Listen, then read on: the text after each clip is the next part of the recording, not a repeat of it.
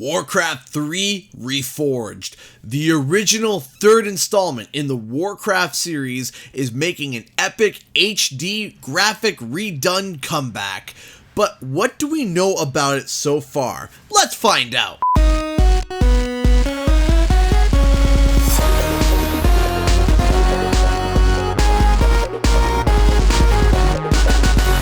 What's up guys, Canadian Guy A here, and I am back with a video I have been wanting to do for a long time.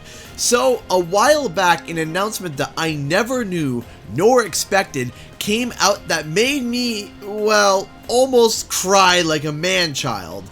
That was the announcement of the comeback of Warcraft 3. I didn't expect this and never would have guessed they were going to do it, but by the Blade Master's beard and the light of a loon, these games are coming back. And not just an up-res port either, but graphically built from the ground up.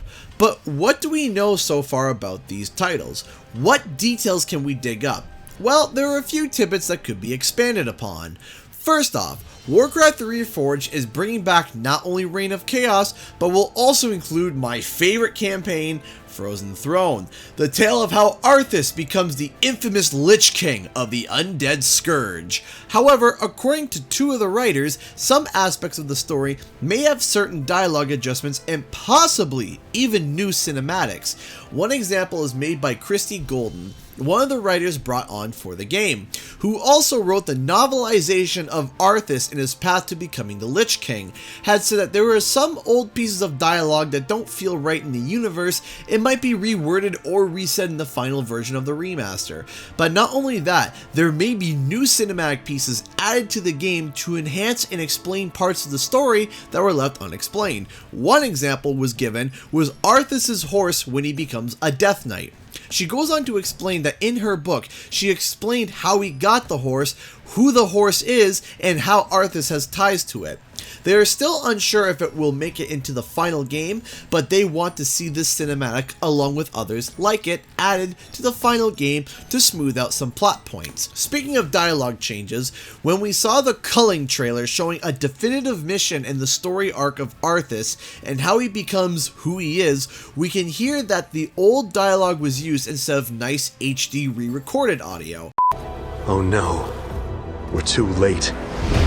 These people have all been infected. They may look fine now, but it's just a matter of time before they turn into the undead.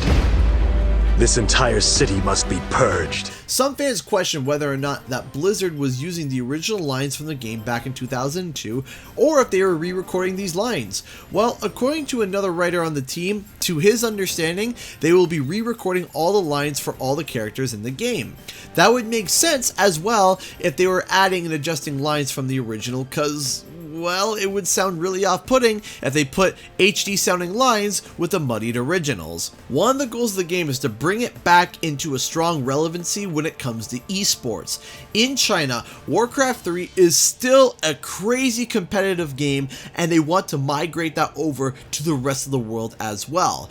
They're hoping that with constant support backing the game, they can bring it back into the competitive scene.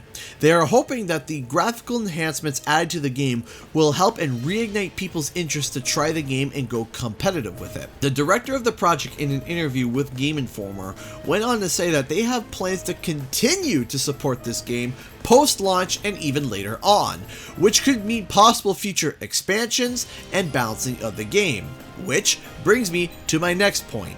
According to the director, there will be some rebalancing for the game, but according to him, nothing too drastic. But with what was been suggested, that there will be much more support post-launch and the fact that they want more people to try it out in the competitive scene, then that would mean that more rebalancing and bug fixes will likely be on the way just in case a specific unit or a hero begins to reign supreme and make the meta stale and repetitive.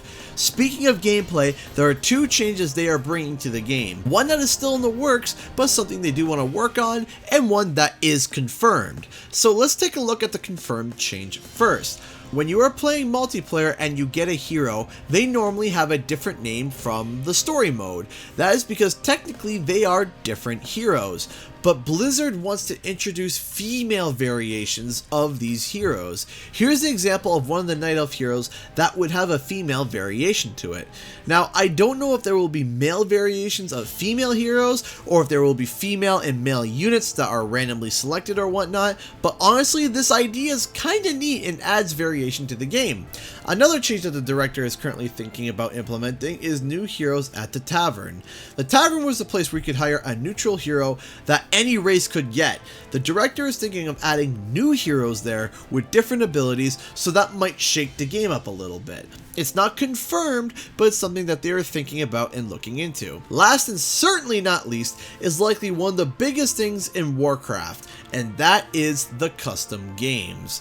They're making an epic comeback, and Blizzard wants to push these games and make apparently more tools for people to be able to make more custom games, as this was a huge selling point and replay value for Warcraft 3. The custom games was literally unlimited potential, and they want to introduce easier ways for players to be able to make their own custom matches. So that is what we know so far about Warcraft 3. Keep an eye out, as it is slated to release for some time in 2019. When that will be, I am not entirely sure, but be sure to stay tuned to find out. Anyway guys, thanks so much for watching. Cue the extra.